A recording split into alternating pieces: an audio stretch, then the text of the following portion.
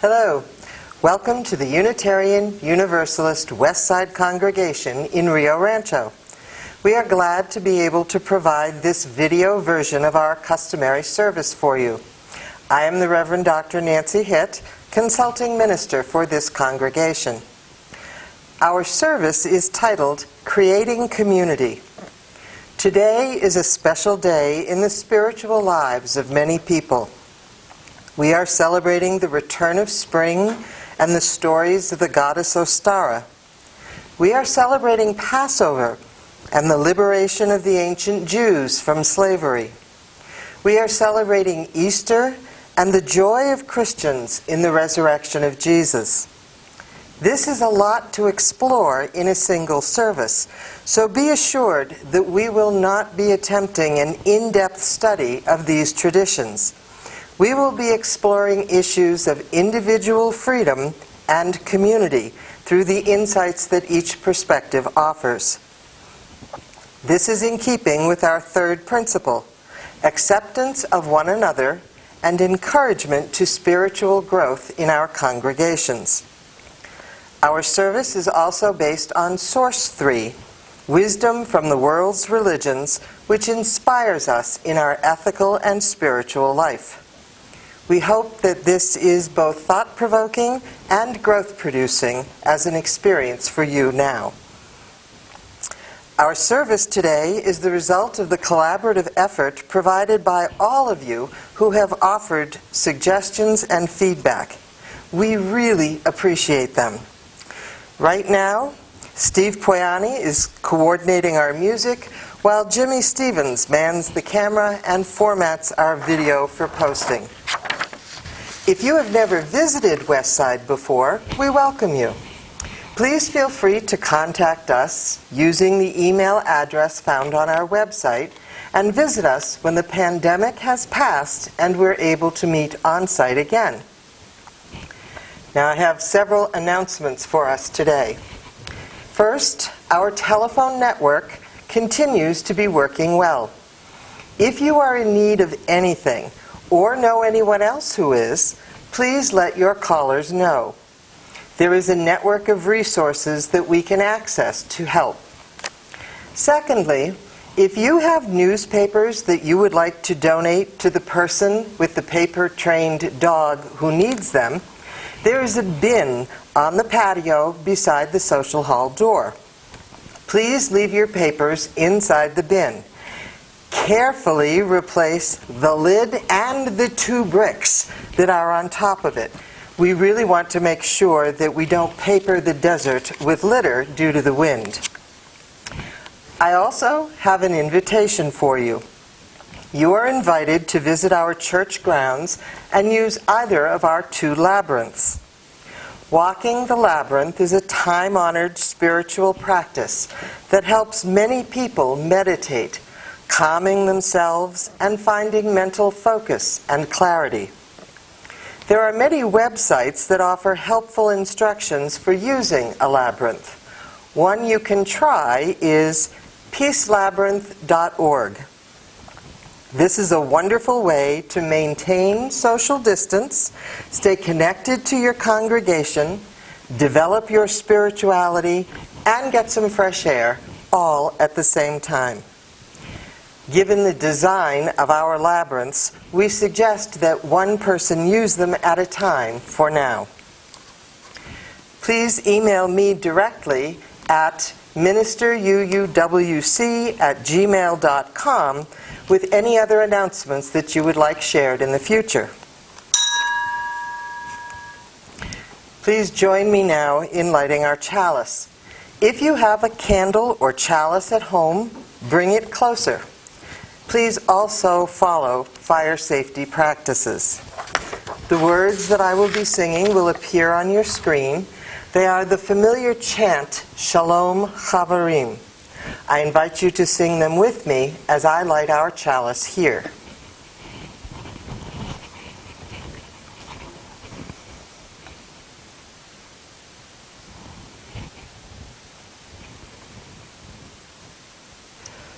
Shalom Havarim, Shalom Havarim, Shalom Shalom. Lahitraot, lahitraot. Shalom, shalom.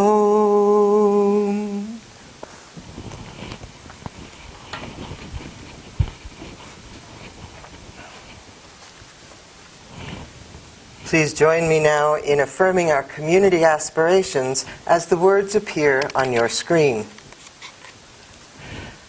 Life is a gift. We gather in community to celebrate the glories and the mysteries of this great gift. In the light of truth and in the warmth of love, we gather to seek, to sustain, and to share. Love is the doctrine of this congregation. The quest for truth is our sacrament, and service is our prayer. To dwell together in peace, to seek knowledge in freedom, to serve others in community, to the end that all souls grow into harmony with creation. Thus do we covenant with one another. Blessed be.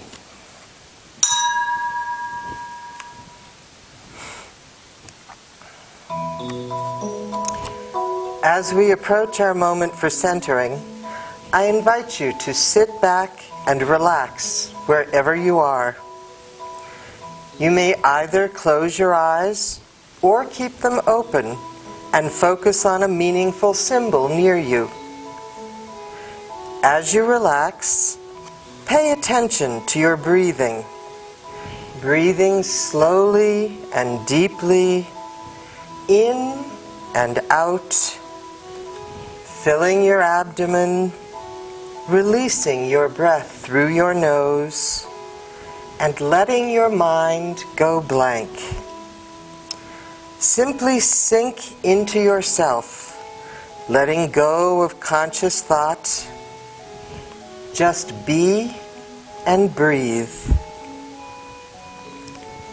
And into your mind, let one image emerge. A picture or a pattern or a symbol of community to which you belong.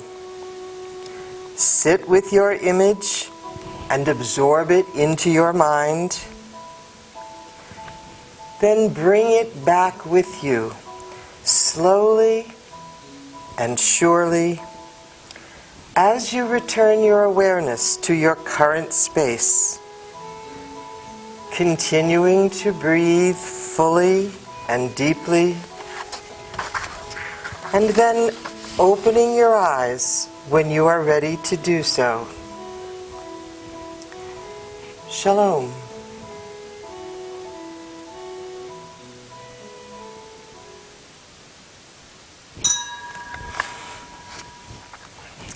In this time of pandemic crisis, sharing our joys and concerns becomes even more important than it usually is. Naming our joys and concerns empowers us to celebrate and support one another in the circumstances of life. Even people who are unknown to us matter greatly. We recognize in their lives the realities of our own. I invite you now to place your personal joys and concerns candle in front of you. I will offer a meditation for all of us and include a time for us to light our candles together as we conclude. Let us be together in spirit. The soft spring air whirls around us, coaxing new life into being. In our yards, there are green sprouts growing and buds on stem and tree alike. The birds at our feeders are courting, and new eggshells litter the sidewalk. Nature surrounds us with affirmation of life in both old and new kinds. In the midst of the cycles and patterns around us, we find ourselves in quarantine, hostage to the pandemic that threatens so much that we hold dear. We lift our thoughts and prayers for all those whom we know to be at risk in these times. For healthcare workers and maintenance and cleaning crews and grocery clerks and first responders and anyone and everyone who is called to continue to work despite real risk to themselves. In particular, we hold Andrea Johnston, Donna's daughter, a nurse outside of Madison, Wisconsin, in our thoughts and prayers. We hold Robert and Bobby close in our thoughts, concerned about the isolation they experience while receiving care for non-COVID-19 conditions. We are glad to hear that Lonnie and Joe are safely housed while their own home is rebuilt after a fire. We rejoice that the right process is in place to resolve this. With Melinda, we are relieved and glad that no one she knows has the virus as yet. With Greg, we are grateful to Albertsons for taking care of their employees. With Donna, we rejoice as we find exciting and constructive things to do online in our unanticipated free time. As people around the world gather in virtual reality to celebrate Passover and Easter this week, we celebrate the themes of release from oppression and the renewal of life with them, glad that our technology offers us a way to connect without contaminating. For all of these things, and for all that each of our hearts still hold, we light our candles now.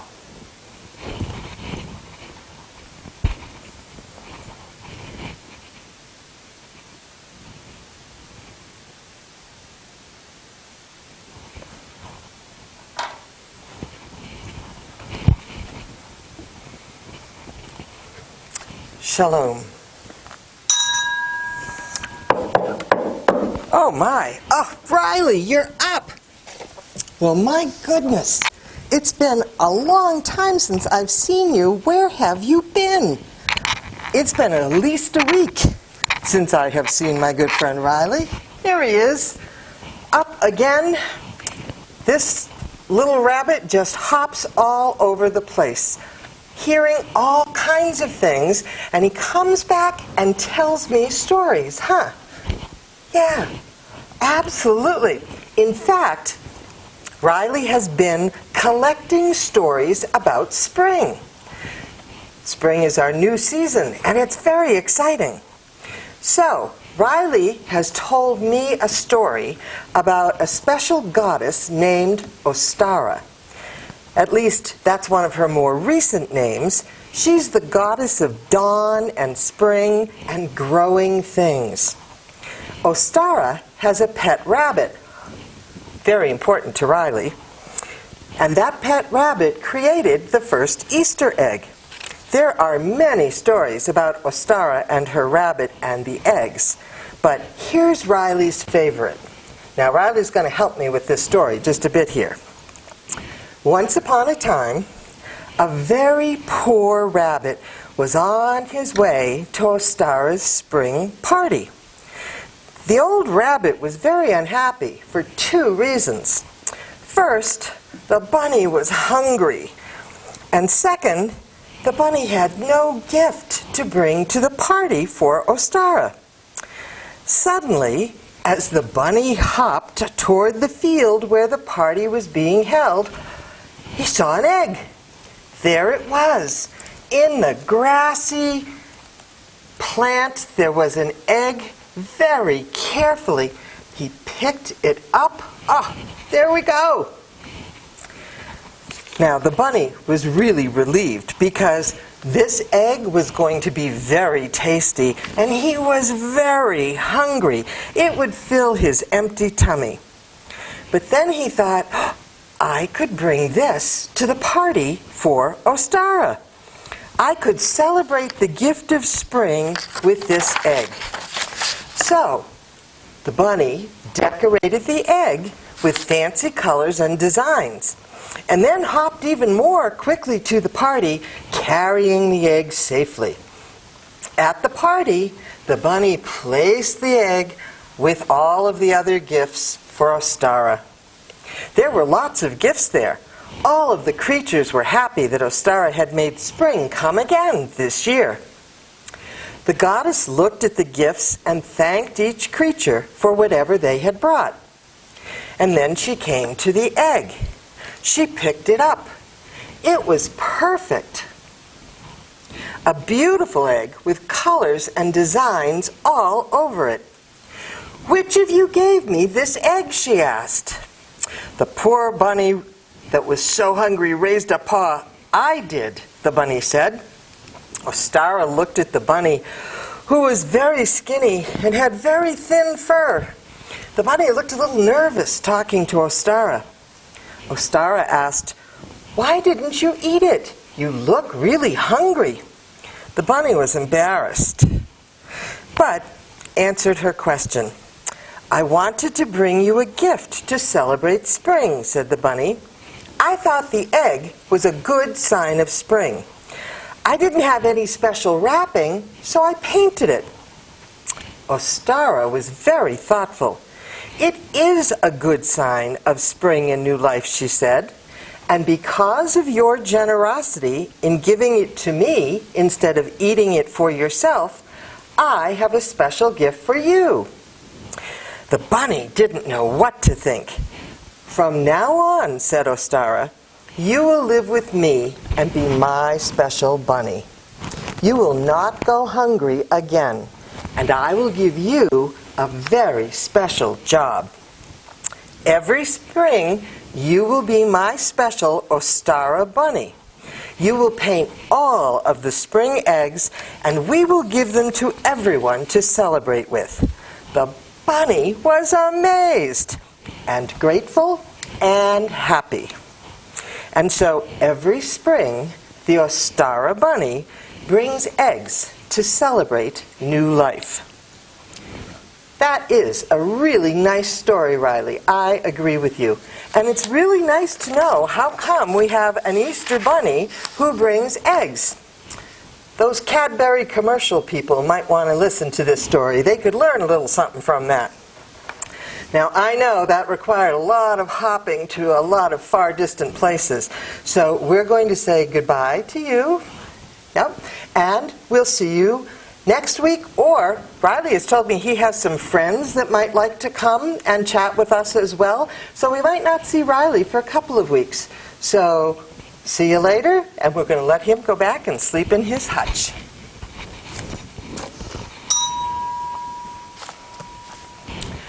I hope you enjoyed Riley's story about the generous bunny. Generosity is very important. Our congregation could not exist without it. We depend on your gifts of love and commitment to pay our bills and keep our doors open, and our video service is happening. If you have already mailed your financial contribution in, please know that it is very much appreciated.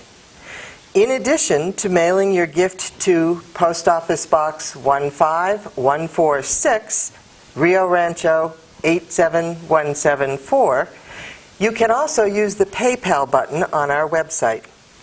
Thank you so much for all of your gifts and contributions.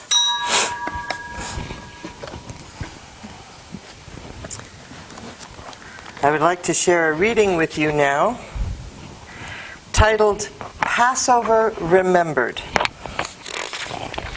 It was written by Alla Renee Bozarth.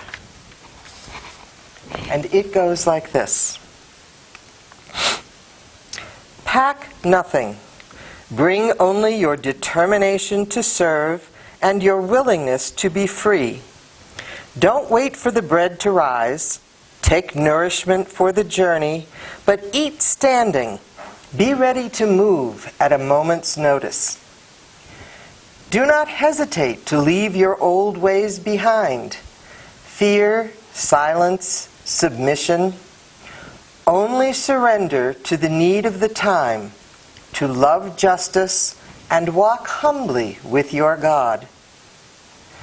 Begin quickly, before you have time to sink back into old slavery. Set out in the dark. I will send fire to warm and encourage you. I will be with you in the fire, and I will be with you in the cloud. I will give you dreams in the desert to guide you safely home to that place you have not yet seen. I am sending you into the wilderness to make a new way and to learn my ways more deeply. Some of you will be abandoned by your dearest loves and misunderstood by those who have known you since birth and feel abandoned by you. Some will find new friendship in unlikely faces, and old friends as faithful and true as the pillar of God's flame. Make maps as you go, remembering the way back from before you were born, so you will be only the first of many waves of deliverance on these desert seas. It is the first of many beginnings. Remain true to this mystery. Pass on the whole story. Do not go back. I am with you now, and I am waiting for you. Shalom.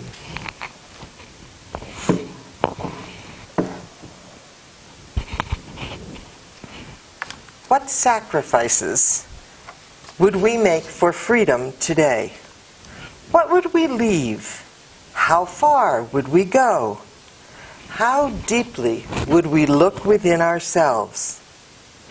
What would we sacrifice for the good of the larger community? These are serious, solemn, hard questions, and we need to consider them.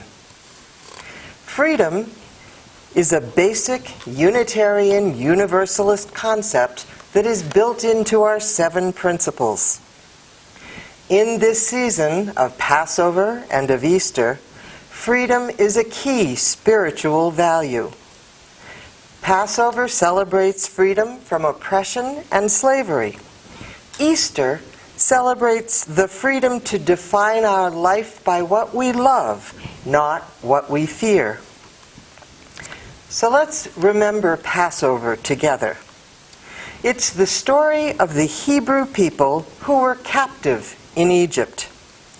Under Pharaoh's rule, they were not allowed to leave Egypt. They were Pharaoh's slaves. They built bricks with mud and straw. Bricks and more bricks. Back-breaking work. All the while, they longed for freedom. Freedom to live and worship as they felt God calling them to. Freedom to define themselves as a people, as a community of people who owed no allegiance to Pharaoh, but only to God and the leader God appointed for them. Moses was their leader. He tried hard to negotiate with Pharaoh. 10 times Moses pled with Pharaoh to let my people go. And 10 times Pharaoh said no. Despite increasingly nasty plagues of blood in the river, frogs, lice, flies, livestock wiped out by a plague, boils, hails, locusts, and then darkness for 3 days. Pharaoh really wanted to hold on to his slaves. You think that the circumstances of our corona quarantine were bad? Try living through that. Finally, the last plague proved to provide the crack in Egypt that the Hebrews fled through, the Passover. The angel of death took the lives of all the firstborn children in Egypt, but spared the lives of the children of the Hebrew slaves. The slaves had marked their doorways as instructed by God. In the chaos of the Egyptian loss and grief, the Hebrews made good their escape. Not that they were automatically free, far from it. Egyptian soldiers chased them as they fled, leaving most of their belongings behind. They fled through the Red Sea and into the desert, and then wandered their way toward freedom for 40 years. Now, they learned a lot in those 40 years. A generation died, a generation was born and lived in that traveling community. Eventually, they made it out of the desert, only to find that the promised land was already occupied, which gave a whole new dimension to the meaning of freedom and how to obtain it. Along the way, they learned a few things. They learned a lot about who they were as a people. They learned a lot about the God who led them. They learned a lot about how to be in community together in less than desirable circumstances. They fought with each other. They fought with their leader. They abandoned the God who had rescued them in the first place. They complained about the food, and they complained about the water. Neither was good enough. And then they missed the food that they had had when they were slaves. There was no fish in that desert, no cucumbers, melons, leeks, onions, or garlic. They whined that, we'd rather be slaves with decent food than be free in this desert. The fight for freedom was neither smooth nor a straight path. Moses spent a lot of time chatting with God about how recalcitrant these people were. How did God expect him to lead them anywhere with their constant grumbling and complaining? So God gave Moses the first 10 commandments for the people to rally around. Of course, by the time Moses got back to the people with the stone tablets, they'd gone ahead and melted down their jewelry to make a golden calf to worship. Why? Well, people need a focal point, something to be in relationship to that defines who they are. So far, they had a pillar of smoke by day and a pillar of fire by night, but no one got to talk to God except Moses. Well, we all know how that golden calf worked out for them. Moses was so mad he smashed the tablets God had given him and had to redo them later. But in the end, it worked. The Jews became a genuine community. Ultimately, they had 613 laws that told them both what to do and what not to do in order to belong, to be a member in good standing in their community. One of the gifts that the Jews gave the rest of the world is the knowledge that identity is not dependent on geography. The Jews were still Jews in relationship with their God no matter where they were. Previously, each deity had a particular geographical place where they were worshipped and served, and the people's identity as a community depended on consistent communication between the land and the deity. The Jews learned how to be a community without relying on land or a king or political power.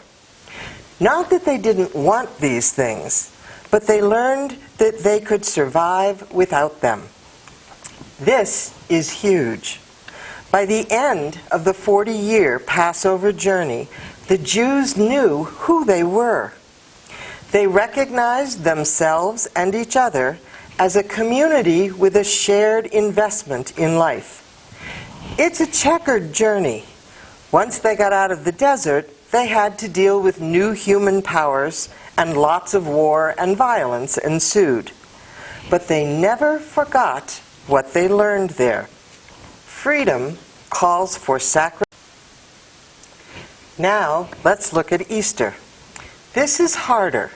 Many of us have lost touch with the actual stories of Easter in the barrage of empire-empowering traditions and interpretations the basic story has been besieged by.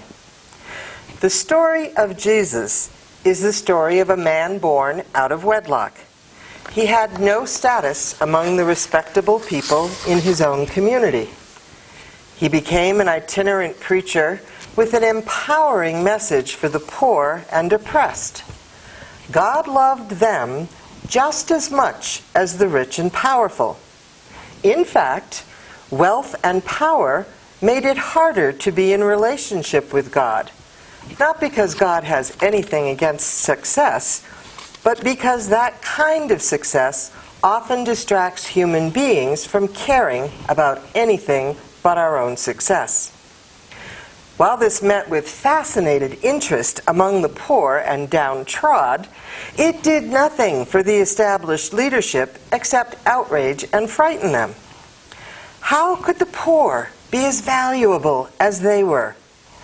While the poor found themselves empowered by his message, the rich and famous found themselves dismissed. The rules of life were changing. How one measured success wasn't the same anymore. Jesus' message had the potential to stir up revolt and overthrow those in authority.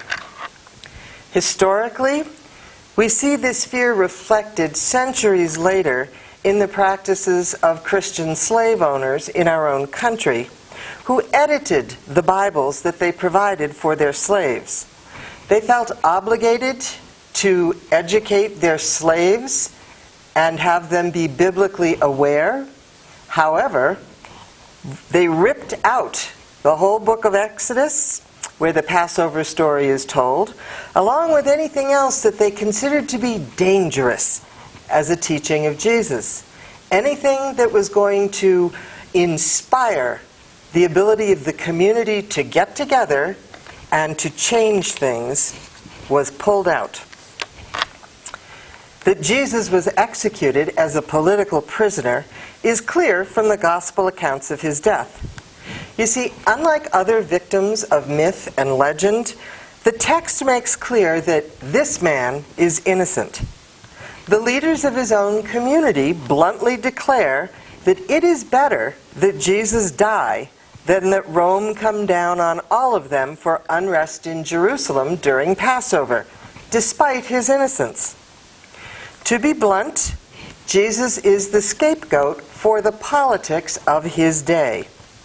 Even Pilate, the Roman governor in charge, finds no fault with him, but bows to public opinion in order to keep the peace, permitting him to be executed. The stories about Jesus, what he taught, and what he died for, are all very clear in regard to this. Which raises the question, why would a community turn against one of their own and sacrifice them? How are we supposed to make sense of that? And then, after all is said and done, and the man is dead, what are we to make of the resurrection story? Why is that there? Well, the practice of scapegoating and then blaming the victim is as old as time, or at least as old as humanity. This is how we hold our communities together. Like the Israelites in the desert, it takes us a while to form the bonds of genuine community. It takes struggling and whining and getting over our distorted sense of ourselves as being all-important.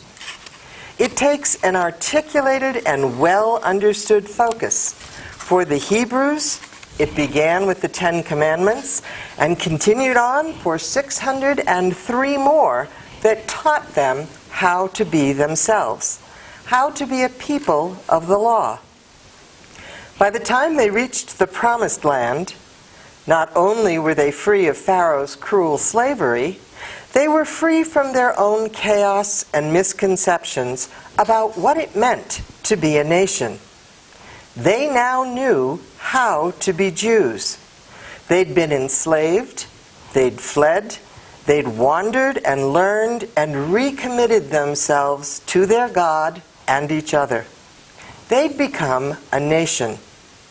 And when they found themselves repeatedly oppressed and ruled by foreign invaders, they did what comes naturally to human beings who are in fear for their lives. They found a scapegoat and sacrificed him to keep the peace. It worked. It usually does, at least until the next conflict arises. But for the time being, Jerusalem was safe. And then the story of the resurrection started circulating, and everything changed again. Because in this story, the scapegoated victim is so loved by the eternal powers that be that he is restored to life, and the messages of equality and empowerment, of life and love, and the value of every person are revived right along with him. The resurrection validates the life and teachings of Jesus.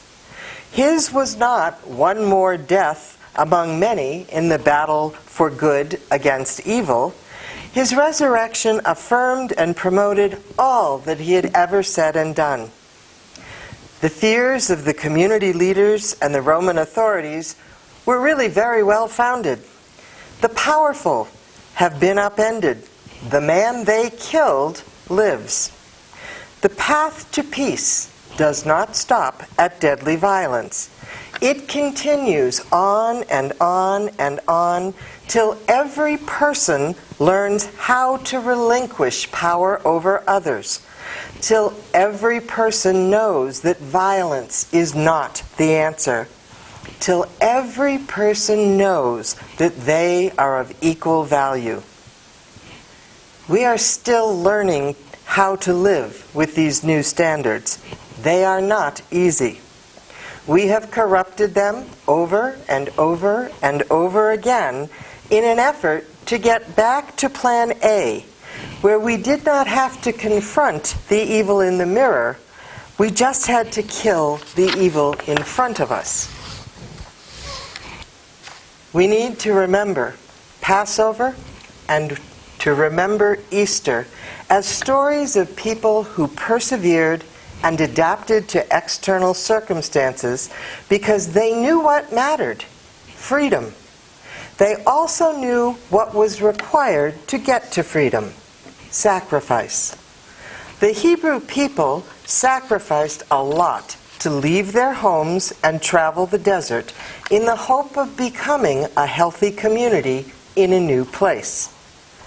The early Christians knew that sacrifice was part of the script for eliminating the practice of violent scapegoating and oppression unto death. Our readings for today from our UU hymnal ask, what would you give up, leave behind, to find the freedom that you believe in?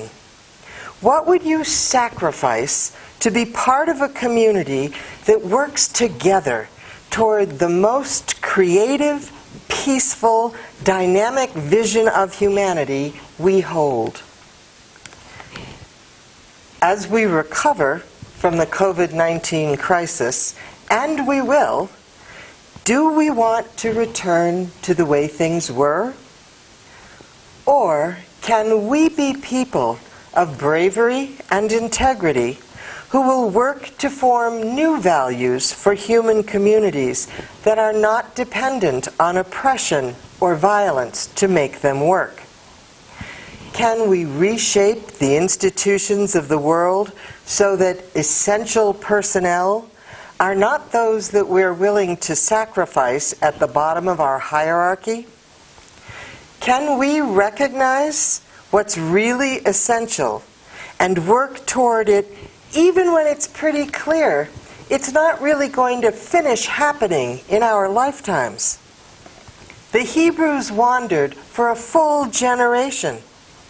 The followers of Jesus were dumbfounded at their new understanding and are still trying to come to terms with it.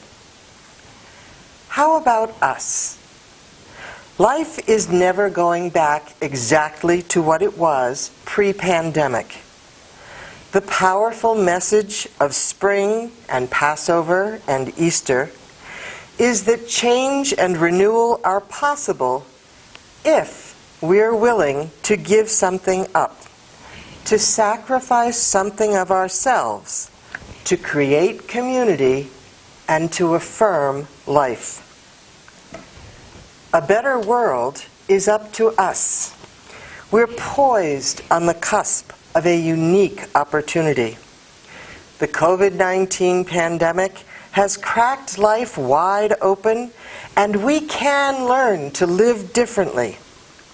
It all depends on putting a very familiar four-letter word into action.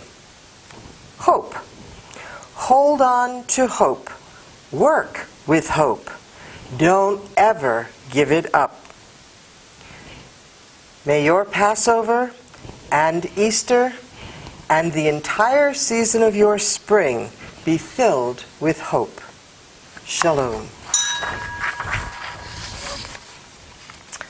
I hope that you will share your thoughts and reactions either as online comments or in an email or a phone call to me. Since we no longer have the opportunity for face-to-face feedback, I really value your comments wherever you prefer to leave them. Now I invite you to please join me in extinguishing our chalices, yours at home, ours here, by reading these words on the screen as you see them with me.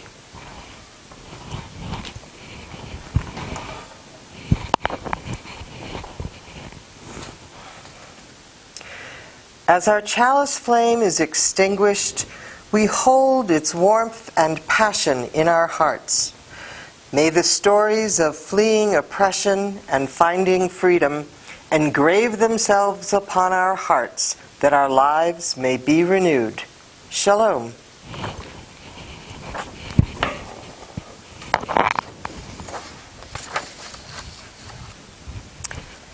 May the promise of Passover inspire you to reform your world. May the joy of Easter renew your faith in the love of the universe. Go now in peace. May the spirit of love surround you wherever you are, whoever you're with, and however you have need. Blessed be.